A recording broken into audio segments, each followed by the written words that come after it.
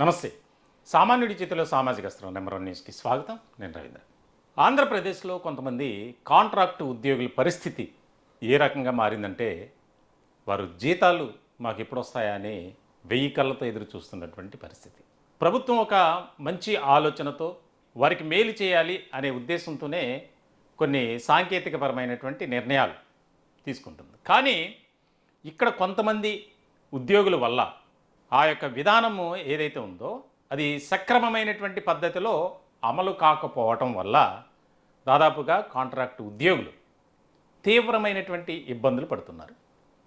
దాదాపుగా ఆంధ్రప్రదేశ్లో సుమారు 5 లక్షల మంది ఆయా విభాగాలకు సంబంధించి, అంటే గవర్నమెంట్ డిపార్ట్మెంట్స్ ఏవైతే ఉన్నాయో వాటిలో పనిచేస్తున్నటువంటి కాంట్రాక్ట్ ఉద్యోగులు సుమారు 5 లక్షలు. 5 లక్షల మంది మీద ఆధారపడినటువంటి కుటుంబాలు ఎన్ని ఉన్నాయి? ఆ కుటుంబాల్లో ఎంతమంది సభ్యులు ఉన్నారు? ఇప్పుడు వారంతా ఎప్పుడు మాకు జీతం వస్తుంది అనే ఒక ఎదురు చూపు అనేది తప్పట్ల. ఇదిగో అయిపోతుంది, అదిగో అయిపోతుంది అంటున్నారు, కానీ ఎక్కడా కూడా దానికి సంబంధించి అడుగు ముందుకు పడట్లేదు. దీనికి ప్రభుత్వం ఒక మంచి నిర్ణయం తీసుకుంది.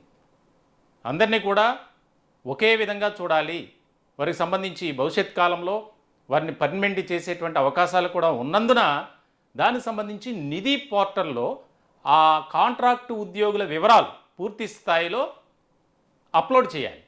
అప్లోడ్ చేసిన తర్వాత గతంలో సిఎఫ్ఎంఎస్ ఏదైతే ఉందో దానికి సంబంధించి, అంటే ఒక క్లిక్తో వారి వివరాలు కానీ వారికి రావాల్సినటువంటి బకాయిలు కానీ అన్నీ కూడా అందులో ఉంటాయి. మరి దాన్ని సరైనటువంటి రీతిలో సక్రమమైనటువంటి పద్ధతిలో అమలు చేయటంలో కొంతమంది అధికారులు విఫలమవుతున్నారు. దానికి రకరకాల కారణాలు ఉన్నాయి. వారు చెప్పేది ఒక రకంగా ఉంది, ఇక్కడ ప్రభుత్వం నుంచి వస్తున్నటువంటి మాట మాత్రం డిఫరెంట్గా ఉంది.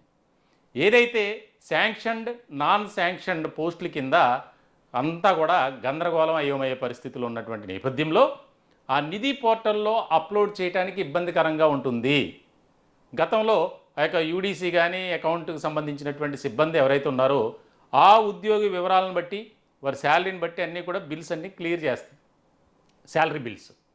దానికి సంబంధించి అది సిఎఫ్ఎంఎస్కి వెళ్తుంది, అక్కడి నుంచి వారికి అకౌంట్లో ఆ శాలరీ పడుతుంది. కానీ ఇప్పుడు నిధి పోర్టల్ అంటే రాష్ట్ర వ్యాప్తంగా ఉన్నటువంటి ప్రభుత్వ ఉద్యోగులు ఎవరైతే ఉన్నారో వారి వివరాలు కూడా అందులోనే ఉంటాయి. అలాగే కాంట్రాక్ట్ ఎంప్లాయీస్ని కూడా అదే గొడుగు కింద తీసుకురావాలి అని కూటమి ప్రభుత్వం కీలకమైనటువంటి నిర్ణయం తీసుకుంది. ప్రభుత్వం తీసుకున్నటువంటి నిర్ణయంలో ఎలాంటి తప్పు లేదు, కానీ ఇక్కడ విధానాన్ని అమలు పరచడంలో మాత్రం అధికారులు చేతులెత్తేస్తున్నారు. దీనికి సంబంధించి దాదాపుగా కొంతమందికి జనవరి నుంచి జీతాలు రావాల్సి ఉంది, మరికొంతమందికి 2 నెలలు పెండింగ్, కొంతమందికి 1 నెల పెండింగ్. వారి జీతాలు అసలే అంతంత మాత్రం. వారికి సంబంధించి మరి నెల, 2 నెలలు, 3 నెలలు, 4 నెలలు పెండింగ్ అంటే చాలా ఇబ్బందికరమైనటువంటి పరిస్థితి. దీనికి సంబంధించి మా జీతాలు ఎప్పుడు మహాప్రభు అని చెప్పి వారు ఎదురు చూస్తున్నటువంటి పరిస్థితి, ప్రభుత్వానికి విన్నవించుకుంటున్నటువంటి పరిస్థితి. అయినా సరే దానికి సంబంధించి టెక్నికల్ ఇష్యూ వల్ల లేట్ అవుతుందని చెప్తున్నారు తప్ప దానికి సంబంధించినటువంటి విషయంలో ఎక్కడా కూడా ఒక సానుకూలమైనటువంటి నిర్ణయం తీసుకోవట్లేదు ప్రభుత్వం కూడా. దీనికి సంబంధించి పత్రికల్లో న్యూస్ వస్తుంది, దానికి సంబంధించి వీడియోలు వస్తున్నాయి. అయినా సరే వారి వెల్ఫేర్ ఏదైతే ఉందో కాంట్రాక్ట్ ఎంప్లాయీస్ గురించి ఒక ఆలోచన చేయట్లేదు అనేది ఇక్కడ కీలకమైనటువంటి అంశం. దీనికి సంబంధించి ఒక పత్రికల్లో వచ్చినటువంటి కథనం, నిధి లేక నీరసం, పోర్టల్లో క్యాడర్ చిక్కులు, కాంట్రాక్టు ఉద్యోగుల జీతాలకు సాంకేతిక బ్రేకులు, 3-4 నెలలుగా జీతం లేక పస్తులు, ఇబ్బంది పడుతున్న 5 లక్షల మంది ఉద్యోగ కుటుంబాలు. రాష్ట్ర ప్రభుత్వం అత్యంత ప్రతిష్టాత్మకంగా తీసుకొచ్చిన నిధి పోర్టల్ ప్రస్తుతం కాంట్రాక్ట్ అవుట్సోర్సింగ్ ఉద్యోగులకు కన్నీళ్లు మిగులుస్తోంది. పారదర్శకత పేరుతో అమలు చేస్తున్న ఈ కొత్త విధానంలో తలెత్తిన సాంకేతిక సమస్యలు వేలాది కుటుంబాలను ఆర్థిక ఇబ్బందుల్లోకి నెట్టాయి. ముఖ్యంగా రాష్ట్రంలో వివిధ ప్రభుత్వ శాఖల్లో పనిచేస్తున్న సుమారు 5 లక్షల మందికి పైగా ఉద్యోగులు వరుసగా 2 నెలలుగా జీతాలు అందగా ఇబ్బంది పడుతున్నారు.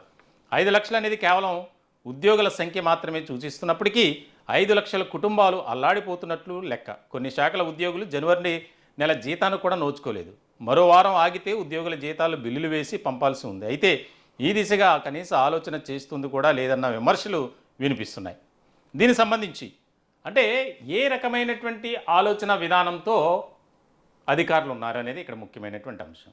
దానికి సంబంధించి ఒక సమస్య వచ్చినప్పుడు దాన్ని ఏ విధంగా పరిష్కరించాలి, సాంకేతికపరమైనటువంటి ఇబ్బంది అంటున్నారు, మరి దాన్ని ఏ విధంగా పరిష్కరించాలి అనే దిశగా ఆలోచన చేసి అవసరమైతే ఆ నిధి పోర్టల్ని పక్కన పెట్టి వారి జీతాలు ఆపకుండా దానికి ఆల్టర్నేటివ్ అనేది ఆలోచన చేయాలి ప్రభుత్వం కూడా. కానీ ఆ నిధి పోర్టల్లో వారి వివరాలు పొందుపరిస్తేనే దానికి సంబంధించి జీతాలు ఇస్తాం అని కూడా అక్కడ మెలికి పెట్టడం అనేది ముఖ్యమైనటువంటి అంశంగా మారింది ప్రభుత్వానికి. కాబట్టి ఇప్పటికైనా కూటమి ప్రభుత్వం స్పందించి ఎవరైతే 5 లక్షల మంది కాంట్రాక్టు ఉద్యోగులు ఉన్నారో వారికి సంబంధించినటువంటి జీతాల చెల్లింపులో ఒక కీలకమైనటువంటి నిర్ణయం తీసుకోవాల్సినటువంటి అవసరం ఎంతైనా ఉంది. ఎందుకంటే ఇప్పటికీ ఇబ్బందులు పడుతున్నారు. చాలామంది మాకు కాల్స్ చేస్తున్నారు. ఎందుకంటే సామాన్యుడి చేతుల్లో సామాజిక అస్త్రం నెంబర్ 1 న్యూస్ ఎప్పుడూ కూడా సామాన్యుడి పక్షాన నిలబడుతుంది. దానికి సంబంధించి ఈ మధ్యకాలంలో చేసినటువంటి మా పోరాటం అనేది మీకు తెలుసు. సో ప్రభుత్వానికి ఈ యొక్క కాంట్రాక్ట్ ఎంప్లాయీస్ ఎవరైతే ఉన్నారో వారి తరపున మేము రిక్వెస్ట్ చేస్తున్నాం, సానుకూలమైనటువంటి నిర్ణయంతో, దృక్పథంతో, మానవతా దృక్పథంతో ఆలోచించి వారికి జీతాల చెల్లింపు అనేది త్వరితగతిన చేయటానికి ఒక నిర్ణయం తీసుకుంటే బాగుంటుందనేది మా అభిప్రాయం. మొత్తానికైతే ఒక రకమైనటువంటి ఆందోళనలో ఉన్నారు. ఒక నెల అంటే ఏదో రకంగా అడ్జస్ట్ అవుతారు, అది పెరుగుతూ వస్తుంది. 2 నెలలు 3 నెలలు, జనవరి నుంచి అంటే జనవరి, ఫిబ్రవరి, మార్చ్, మరి 3-4 నెలలు పెండింగ్ అంటే వారి జీవన విధానం అనేది చాలా కష్టం. వారి మీద ఆధారపడినటువంటి కుటుంబ సభ్యులు కూడా అయోమయ గందరగోళ పరిస్థితుల్లోకి వెళ్ళిపోతున్నారు. కాబట్టి కూటమి ప్రభుత్వం ఆలోచన చేసి దీనికి సంబంధించి చొరవ తీసుకోవాలి.